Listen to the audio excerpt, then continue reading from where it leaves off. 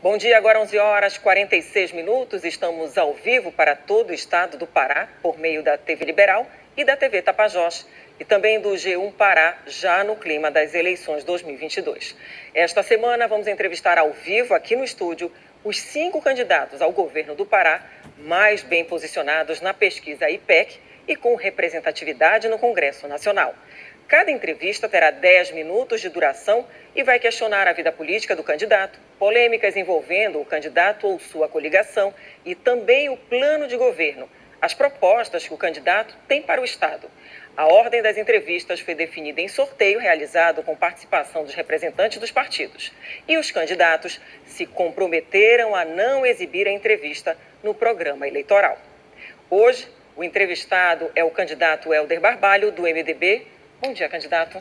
Bom dia, Priscila. Bom dia a todos.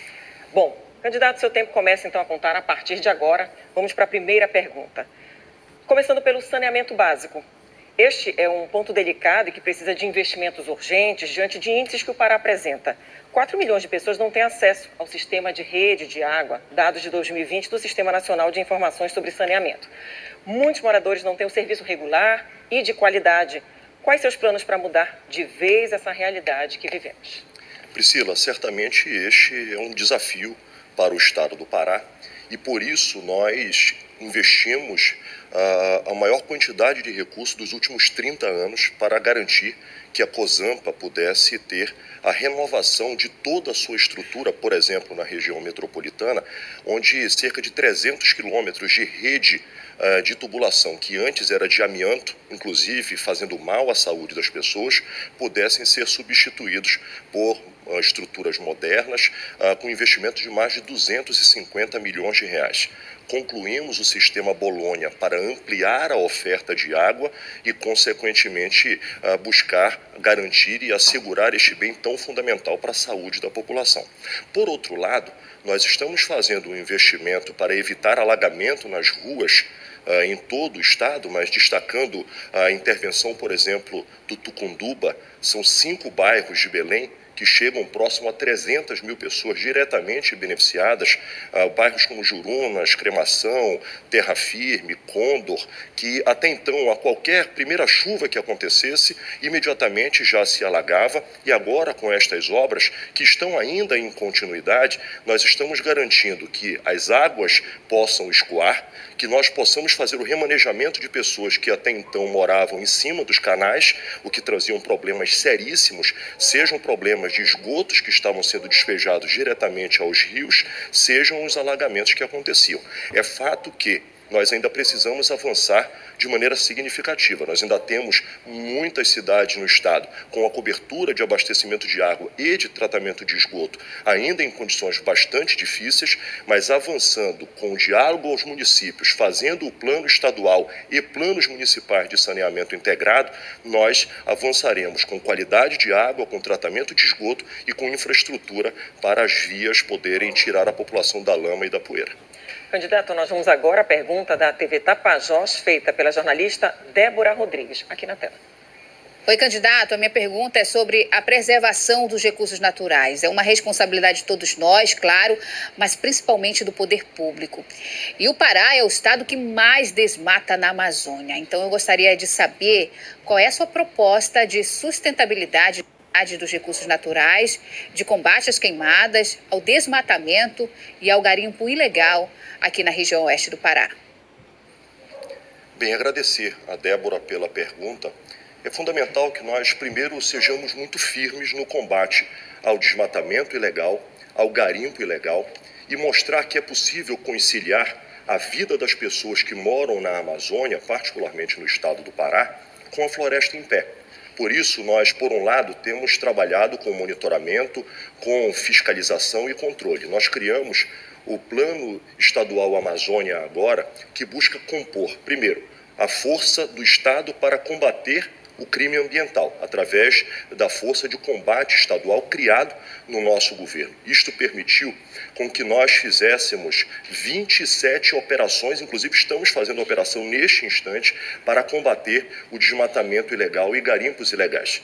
Isto fez com que nós desmobilizássemos 168 áreas que foram embargadas com desmatamento ilegal, 68 garimpos ilegais também foram embargados. Isto significa que nós conseguimos evitar com que 37 mil hectares fossem desmatados, comparando, de acordo com dados do INPE, o ano de 2021 com 2022. Para você que está nos assistindo, isso significam 37 mil campos de futebol. Desde 2016, não havia a redução do desmatamento nas áreas do Estado, que ainda são muito grandes, mas nós conseguimos inverter esta curva. Nós reduzimos em 11%, o que significam 300 mil hectares a menos de áreas desmatadas. Por outro lado, é fundamental que nós possamos mostrar que é possível continuar com a vocação do agro no Estado sem desmatar. Eu sempre costumo dar um exemplo do Paraná.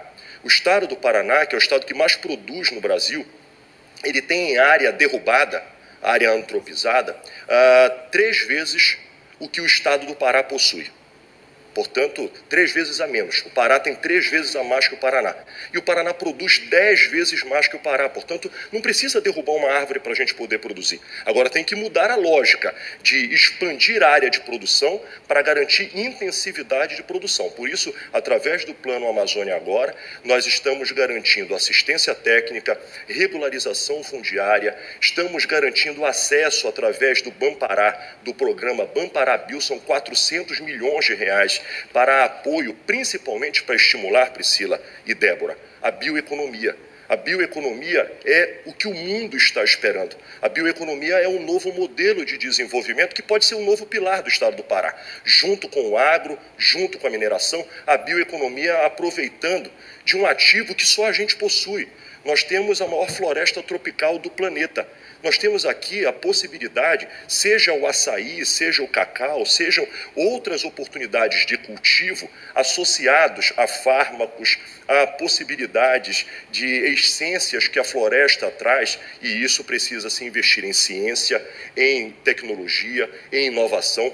Por isso nós garantimos no orçamento, e isso é lei, que todo o ano 20% de tudo que é apurado em mineração no Estado seja voltado para a ciência, tecnologia e inovação, para que nós possamos transformar o Estado numa referência de bioeconomia, gerando emprego e renda, já que nós temos no Pará 9 milhões de pessoas. E essas pessoas precisam ter oportunidade de comida, precisam ter oportunidade de emprego, e essa conciliação floresta em pé e gente é o nosso grande desafio. E para isso, inclusive, nós temos debatido no âmbito global que a floresta em pé precisa ser uma commodity, precisa ser uma nova oportunidade de negócio. Não dá para nós termos a floresta em pé, que é garantindo as mudanças climáticas, a estabilização do clima mundial, mas o mundo inteiro não ressarce o Estado do Pará pelas suas florestas em pé.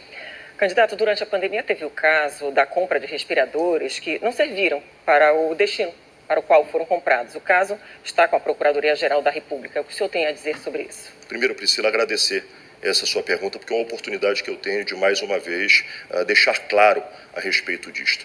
Naquele momento, nós precisávamos salvar vida. Naquele momento, o mundo inteiro estava envolto em algo desconhecido e o mundo inteiro buscando estruturar o seu sistema de saúde para garantir assistência para a população. E aqui no Pará, pautado na ciência, pautado na medicina, nós fomos à frente para buscar cuidar das pessoas. E a partir daí nós precisávamos estruturar o sistema.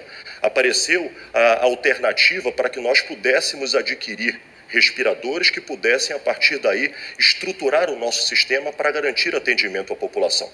Imediatamente, ao tempo em que nós recebemos os respiradores e os mesmos demonstraram ser inservíveis, o governo do Estado, por minha orientação, entrou na Justiça para garantir o ressarcimento dos recursos que haviam sido gastos e integralmente todo o recurso que foi gasto foi devolvido para os cofres do Estado. Nós garantimos o bloqueio de bens dos empresários que agiram de má fé.